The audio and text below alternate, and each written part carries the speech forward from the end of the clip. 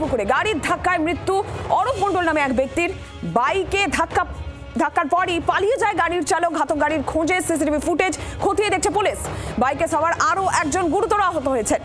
আপনাদের মনে থাকবে গতকাল বেহালা জেমস লং সরণিতে একেবারে দুর্ঘটনায় ঘটনাস্থলে দুই মেডিকেল পড়ুয়ার মৃত্যু হয়েছিল। বেপরোয়া লরির ধাক্কা দেওয়ায় বাইকে ধাক্কা দেয় ঘটনাস্থলেই দুই মেডিকেল পড়ুয়ার মৃত্যু। এবং আজকে ঠাকুরপুকুরে আবারও ভয়াবহ দুর্ঘটনা, পথ দুর্ঘটনা। গাড়ির ধাক্কায় অরূপ মণ্ডল নামে এক ব্যক্তির মৃত্যু, বাইকে ধাক্কা এবং একজন গুরুতর আহত। জানবো বিষয়ে অয়ন ঘোষাল রয়েছেন টেলিফোন লাইনের প্রতিনিধি। অয়ন, কি জানা যাচ্ছে, কিভাবে ঘটলো দুর্ঘটনা?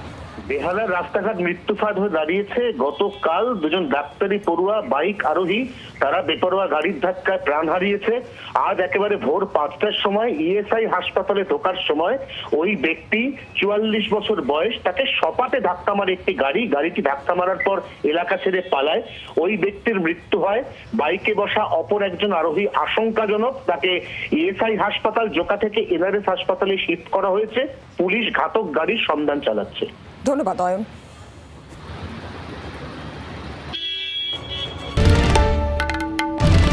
বাংলার আওয়াজ, বাঙালির আবেগ, জি 24 ঘন্টা।